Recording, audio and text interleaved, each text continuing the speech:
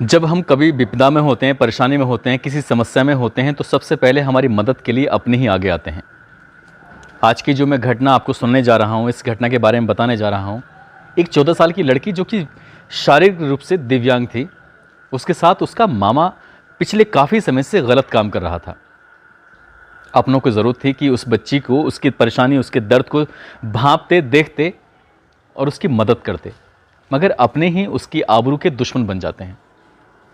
हालांकि उस लड़की का विरोध उसकी जान का दुश्मन बन जाता है, मगर उसने अपने जीते जी अपने साथ कुछ ऐसा नहीं होने दिया। इस बात की चर्चा आज चहु ओर है।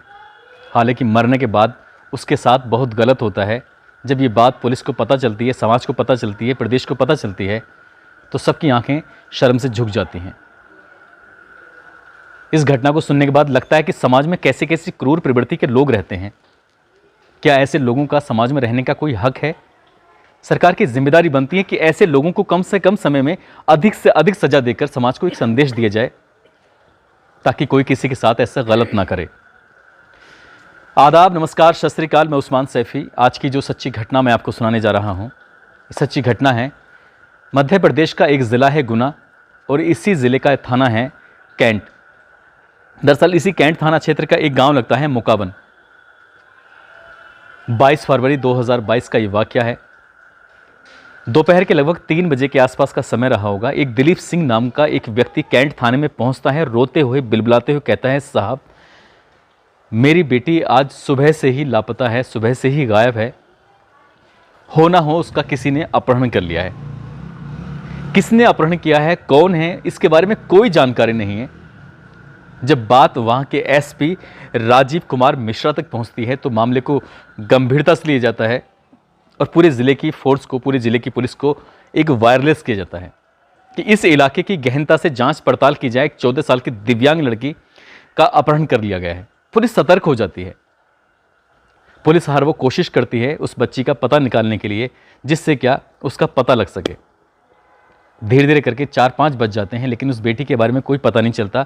तब पुलिस की एक टीम गांव जाती है। गांव के घर में आसपास के लोगों से सबसे ही पड़ताल करती है, पूछती है कि क्या तुमने उस बेटी को देखा है, कब देखा है। जब इस तरह के सवाल जवाब कर रहे थे तो अधिकांश आस पड़ोस के लोग, सभी लोग मना कर देते हैं कि हमने आज उसे सुबह से ही नहीं देखा।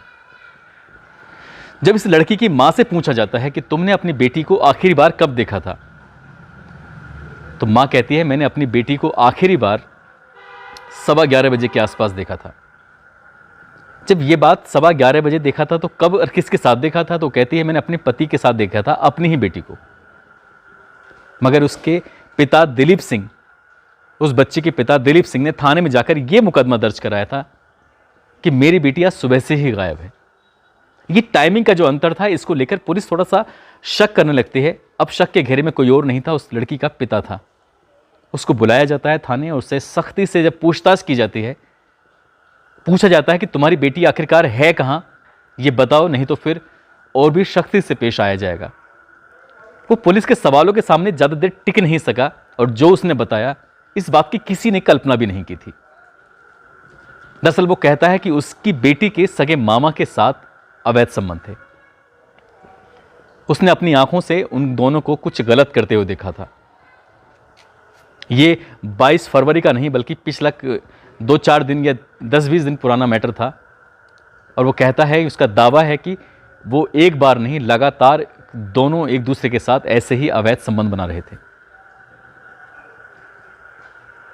उसने अपनी बेटी की बजाय मदद करने की उससे घृणा करनी शुरू कर दी, नफरत करनी शुरू कर दी। काश वो अपनी बेटी से प्यार से पूछता कि बेटा ये सब क्यों और कैसे हो रहा है, तो शायद कुछ और ही होता। पुलिस जब उससे पूछती कि आगे बताओ, तो आगे जब बताता है तो ये सुनकर किसी के भी रोंगटे खड़े हो सकते हैं। अब ये झकझोरने वाली जो घटना है, ये पूरे मध्य प्रदेश को हिलाकर रख देती है। दरअसल 22 फरवरी की सुबह लगभग 11:15 बजे के आसपास वो अपनी बेटी से कहता है, बेटा तुमसे कुछ काम है, मेरे साथ चलना। जब उसे साथ लेके जा रहा है तो माँ पूछती है कि इसे कहाँ लेके जा रहे हो। कहता है कि मुझे इससे कुछ काम है, और उसे सीधा जंगल की तरफ लेके जाता है। और जंगल में ले जाकर, जहाँ दूर दूर तक कोई व्यक्ति नहीं था, आसपास कोई लोग नहीं थे, वहाँ जाकर अपनी बेटी से कहता है, अपनी सगी बेटी से, कि मैं भी तुम्हारे साथ वही करना चाहता हूँ जो तुम्हारे मामा करते हैं। ये सुनकर बेटी रोने लगती है, कहती है पापा आपको ये कहते हुए शर्म नहीं आती? आपको मेरी परेशानी, मेरी दिक्कत जाननी चाहिए, समझना चाहिए। आप मेरे साथ वैसे ही करना चाहते हैं जैसे मामा कर रहे हैं। उसे कुछ भी समझ में नहीं आ रहा था कि ये सब क्या बोल रही है, क्या नहीं बोल रही, और वो उसके साथ ज़बरदस्ती करनी शुरू कर देता है। इतनी ज़बरदस्ती करनी शुरू कर देता है कि उसी की बेटी जो कि दिव्यांग है वो विरोध करना शुरू कर देती है और दोनों के बीच में हाथापाई शुरू हो जाती है। वो अपनी बेटी को मारने लगता है, पीटने लगता है। बेटी अपने आप को बचाने लगती है। कई मिनट तक, कहें कि 20 मिनट 25 मिनट तक ऐसे ही दोनों के बीच में जद्दोजहद चल रही थी, मारपीट चल रही थी। उस लड़की के गले में जो चुन्नी पड़ी हुई थी, दुपट्टा पड़ा हुआ था, उसके बाप ने उसी दुपट्टे को पकड़कर उसका गला दबा दिया और गला दबाने के बाद अपनी ही बेटी के मरने के बाद उसके साथ गंदा काम किया। उससे वो घृणा कर रहा था, उससे वो नफरत कर रहा था और नफरत का दायरा कुछ इस कदर बढ़ जाता है कि उसने मरी हुई बेटी के साथ ऐसा घिनौना कृत्य कर दिया। उस बेटी के साथ जिसको उसने बचपन से गोद में पाला था, उस बेटी को जिसने उसकी हर छोटी बड़ी ज़रूरतों का ख्याल रखा था। जब ये बात उसकी माँ को पता चलती है तो माँ का रो रो कर बुरा हाल हो जाता है। वो अपने भाई से भी नफरत करने लगती है और अपने पति से भी नफरत करने लगती है।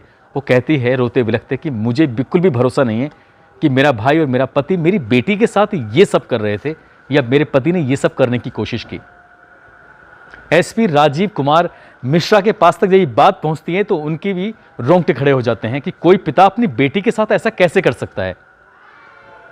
जब मीडिया ने उस राक्षसी पुरुष से ये बात पूछी कि क्या तुम अपनी बेटी के साथ ऐसे ही कर रहे थे, तो उसने मीडिया के सामने भी यही बात स्वीकार की, क्योंकि उसी की निशानदेही के आधार पर ही उसी की बेटी को जंगल के उस इलाके से बरामद किया गया था जहां पर उसके साथ उसने गंदा घिनौना कृत्य किया।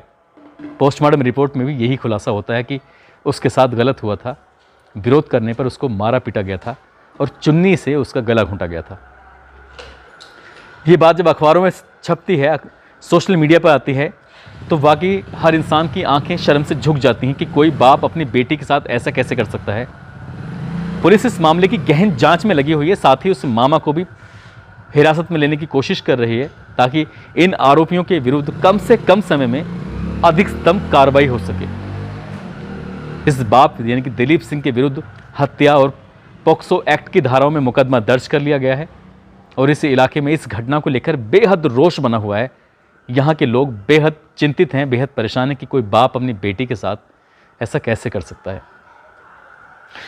दोस्तों, इस कहानी को, इस घटना को सुनाने का उद्देश्य किसी को परेशान करना नहीं है, किसी का दिल दुखाना नहीं है, बल्कि आपको जागरूक करना है, आपको सतर्क करना है। आपके बच्चे जब परेशानी में हों तो उनकी मदद करें, उनसे घृणा ना करें, उनसे नफरत ना करें, और खासकर ऐसे दिलीप सिंह की तरह तो बिल्कुल भी ना करें। उस बेटी ने विरोध किया था, चीखा, चिल्लाया और आखिरी दम तक लड़ती रही। काश कि उससे पूछा होता कि बेटा, तुम्हारे मामा तुम्हारे साथ ऐसा क्यों करते हैं या तुम उनके साथ ऐसा क्यों करती हो, तो शायद कोई और ही बात निकल के सामने आती। हालांकि ये बात जो जिम्मेदारी बाप की थी, उस जिम्मेदारी को कैंट की पुलिस शायद पूरा करेगी, क्योंकि एसपी राजीव कुमार मिश्रा ने ये वादा किया है, इन आरोपियों को किसी भी कीमत पर बख्शा नहीं जाएगा। दोस्तों, अपना ख्याल रखें, सुरक्षित रहें। जय हिंद, जय भारत।